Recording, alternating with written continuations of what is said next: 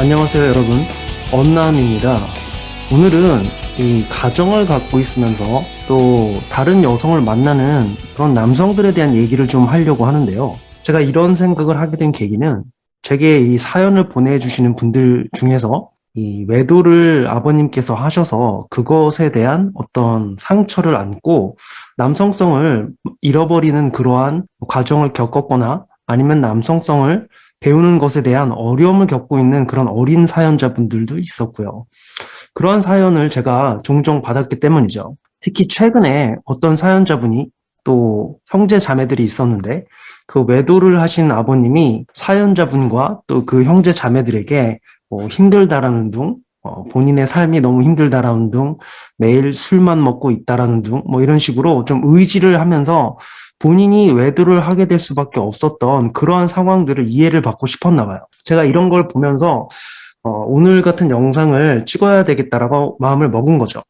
제가 그 사연자분의 사연을 보고 조금 이 부분을 앞당겨서 말씀을 드려야 되겠다라는 그런 생각으로 이 영상을 찍지만 그 사연 자체는 제가 자세하게 나누지는 않겠습니다. 그 어린 사연자이고 또 그 어린 사연자의 마음을 보호하기 위해서 그러나 그 골자는 이런 거죠. 어떠한 가장이 된 남성이 본인의 아내나 본인의 자식들에게 좀 심적으로 의지를 하고 또 본인의 인생과 아픔을 좀 이해받으려고 하는 입장에서 접근을 했다가 그게 잘 되지 않으니까 당연히 잘 되지 않겠죠. 여러분들은 이제 제 채널을 오래 보신 분들은 아시겠죠. 당연히 이 father figure가 돼야만 하는 남자가 본인의 어떤 식구들에게 그런 나약한 마음으로 의지를 하려고 하면 당연히 작동을 하지 않아요. 그런데 이러한 나약한 마음으로 인해서 또 그 마음을 이해받고자 다른 여성분을 찾고 또 그 다른 여성분에게 의지를 하는 형태로 바람을 피다가 결국에는 그게 또 들통이 나서 가족들에게 그러한 결과들을 다 책임지게 만드는 이러한 나약해 빠진 남성분들이 굉장히 많단 말이죠. 제가 말씀드렸죠. 저는 결혼 생활도 했고 이런저런 경험을 해보면서 제 결혼 생활에서 한 가지 얻었던 중요한 결론들 중에서 한 가지를 말씀을 드리면 이전에도 말씀을 드렸지만 결혼은 본인이 늙어서 외로울까 봐 하는 거다 아니다. 아니다. 결혼이라는 거는 본인의 어떤 훌륭한 유전자를 후대에 전해주고 본인의 인생의 영역을 확장하겠다라는 그런 개척자적인 마인드, 정복자적인 마인드에서 출발을 해야 그 결혼이 성공 확률이 높아지는 거지 본인이 나중에 나약해지고 외로워질까 봐 의지할 상대를 찾으려는 자식에게 의지하고 부인에게 의지하려는 그런 나약해 빠진 마음으로 결혼을 하면 제대로 작동을 할 수가 없고 반드시 문제가 발생할 수밖에 없어요. 본 채널의 특성상 제가 가정에 있는 남성이 다른 여성을 만나는 거에 대해서 제가 그 속속들이 사정을 알지 못하는 이상 바로 비난은 드릴 수 없어요. 하지만 그런 남성들에게 제가 한마디만 합시다. 이 외도를 하거나 이 가정 이외에 다른 여성을 만나는 남성분들은 좀 그렇게 하더라도 책임감 있게 남성성 있게 합시다. 가족이 본인의 그러한 부분들을 이해해달라고 그런 징징대는 마인드로 하지 말고 이 바람이나 외도도 뭔가 본인의 인생의 영역을 확장하겠다라는 넘쳐나는 남성성인 그런 개척자적인 마인드로 해야지 의지하려다가 가족한테 의지할 수 없다라는 걸 깨닫고 다른 본인이 의지할 수 있는 상대를 찾으려다가 그게 또 다른 여성이 돼서 그러한 형태로 하게 바람이나 외도를 하는 방식은 제가 생각하는 남녀 관계의 최악의 형태들 중 하나예요. 그렇게 징징대면서 바람피고 외도할 거면 그냥 때려치라고 남녀 관계를. 제가 그러한 사연자분들의 마음을 정말 이해를 잘해요. 저는 어머니, 아버님과 함께 산 기간도 길지 않고 또 아버님 같은 경우에는 저랑 만날 때 특히 자주 이 새어머니가 될 만한 후보자들을 계속 저에게 보여주셨어요. 그리고 그러한 관계가 어그러질 때 또 그 후보자였던 그 여성들이 저에게 앙심을 품고 제 마음에 상처를 주려고 그렇게 많이 시도를 했었죠. 왜냐하면 그 여성분들 입장에서는 그렇게 함으로써 저와 아버지 사이의 갈등이 심화되기를 원했던 거죠. 제가 그래서 그 상처되는 마음의 그 크기를 안단 말이죠. 제가 현재 본인의 가정 이외에 다른 여성분을 만나는 남성분들에게 드리고 싶은 조언이란 뭐냐면 징징대는 마인드로 가정 이외의 여성을 만나지는 마시라는 거.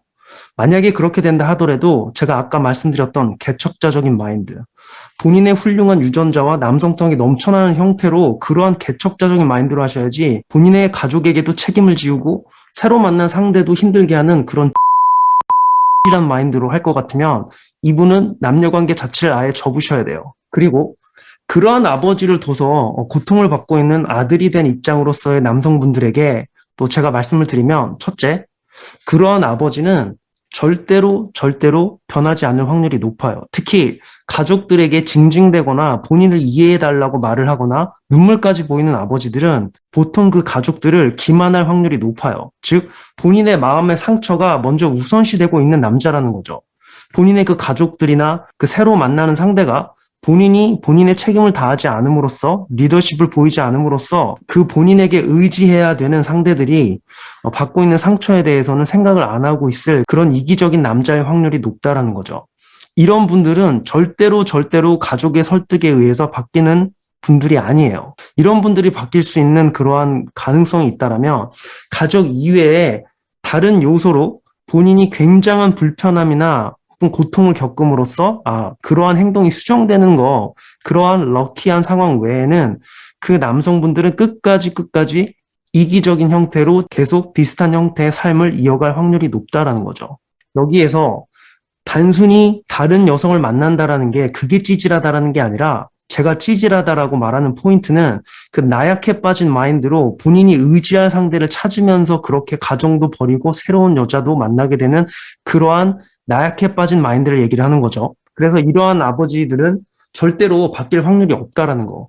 그래서 이런 아버지를 바꾼다거나 이런 아버지를 처리해야 된다라는 걸 이 남성분들, 아들이 된 남성분들은 이걸 본인의 당면한 인생 문제로 너무 생각할 필요는 없어요. 본인이 이와 관련한 당면한 문제라고 할 수 있다라는 건 뭐냐면, 그 남은 가족들, 형제, 자매가 됐던 어머니가 있다라면은 그분들을 보호하는 것. 즉, 어머니가 본인이 배신감을 느끼셨다라면은 어머니가 가족을 위해서 헌신한 것에 대해서 절대로 아무것도 아닌 게 아니다. 우리 자식들은 그 부분들에 대해서 잘 알고 있다라는 걸 내비춰 주시고, 본인의 burden of performance를 자꾸 가족이나 자식이나 새로 만나는 여성에게 자꾸 전가하는 그런 형태의 이런 남성분들은 절대로 바뀌지 않고, 이 아들들은 어떻게 해야 되느냐? 이 아버지가 바뀔 것에 에너지를 낭비하지 마시고 가성비가 진짜 떨어지는 일이에요. 이건 알파 위도우에게 genuine desire를 얻어내려고 하는 것만큼 굉장히 가성비가 떨어지는 일이죠. 그래서 이 아들분들은 본인의 당면한 인생 문제들, 본인의 직업적 영역에서의 성장, 이러한 부분들을 절대로 놓치지 마시면서 아버님께 상처를 너무 받지 마시고 기대를 어느 정도 내려놓으신 상태에서 인생을 경영해 가시라는 거. 그리고 다른 가족들에게 따뜻한 말을 전함으로써 그 가족들의 마음을 보호해 주시고, 이렇게 하시다 보면 인생 어느 시점에서 아버지의 왕자가 자연히 자신에게로 오는 날이 생기게 되고, 그때부터 본인의 가정을 father figure로서 이끌어 가시면 되는 거예요. 그때까지는 어쩔 수 없지만 와신상담, 좀 참고 기다리셔야 되는 거죠. 제가 한 가지 예시를 하나 나눠드릴게요. 제가 이러한 스타일의 아버님에게 당했던 것 중에 한 가지를 말씀드리면, 제가 그때 가정을 이룬 지 얼마 안 됐을 그러한 시점이었던 때죠. 그때 저희 아버지가 어떤 다른 여성분을 또 만나면서 문제가 생겼는데, 불행하게도 그 여성분의 남자가, 이전 남자죠, 전과자였던 거예요. 전과 7범. 흉악범이죠. 근데 그 남자가 저희 아버지가 본인의 전 여자와 만난다라는 걸 알고 앙심을 품고 제 가족을 볼모로, 저는 그때 모르고 있었죠. 근데 저희 집 주소를 알아내서 저와 제 가족들을 해야겠다라고 하면서 위협을 하면서 저희 아버지에게 얘기를 한 거죠. 근데 저희 아버지는 그때 당시에 본인의 안위를 먼저 생각을 하고 그 여성분을 통해서 저에게 전화를 해서 지금 그 여성분이 얘기를 하는 거죠. 본인의 전 남자가 저의 가족들을 해하러 오고 있다. 이렇게 저희 아버지는 꼬랑지를 말고 그 여성 뒤에 숨었던 거예요. 그래서 제가 했던 건, 그때 당시에 다니던 직장을 잠깐 한 2주 정도 휴가를 내고 가족들은 처가에 먼저 대피를 시키고 난 다음에 그 상대 남성, 전과 7범 그 상대 남성의 인상착의를 다 찾아내서 차 뒤에 강목과 목검을 집어넣고 그 남자의 차와 그 신상 정보를 알아내서 제가 일주일 이상 그 남성을 쫓아다니면서 한 번은 통화도 되게 됐는데 제가 협박도 했죠.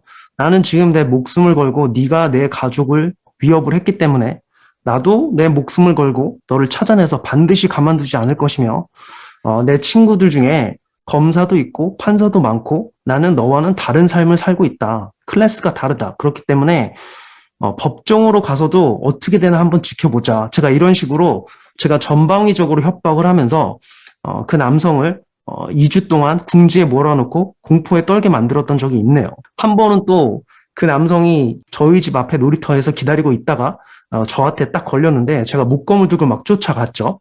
그랬더니 막 도망가는 거예요. 본인의 차로. 그러한 2주일을 몇 번을 보내고 났더니 결국에는 그 여성분을 통해서 사과가 오고 그만하고 싶다. 이 남성분이 본인은 이제 이러한 일들을 그만하고 싶다라고 얘기를 했고 결국에는 저희 아버지도 그 여성분과는 사이가 멀어지게 되었던 일이 있었고 아버지는 저에게 감사함을 표현했지만 제 마음속에는 제 가족을 볼모로 잡는다라고 했는데 인질로 삼는 식으로 얘기를 했는데도 불구하고 제 가족을 위험에 노출시켰던 아버지에 대한 뭔가 원망이 좀 생겼었죠. 그때 아마 제 마음이 굉장히 많이 아버지에 대해서 더욱 다쳤던 것 같아요. 원래도 아버님과 그렇게 제가 마음을 가까이 갖진 않았지만, 그러한 어떤 거리에 정점을 찍는 사건이 되었다라고나 할까? 본인의 어떤 안위를 본인의 아들과 아들 가족들보다 좀 더 중요하게 생각을 했던 아버지를 보고, 저는 굉장히 많은 생각이 들었던 거죠. 자, 오늘은 여러분, 나약한 마음으로 외도로 하시는 아버님과 또 그러한 아버님을 두고 있는 자식들에게 드리는 조언이라는 주제로 오늘 한번 영상을 올려드렸고요. 또 금방 더 높은 수준의 영상, 적어도 비슷한 퀄리티의 영상으로 여러분을 찾아뵙겠습니다. 감사합니다.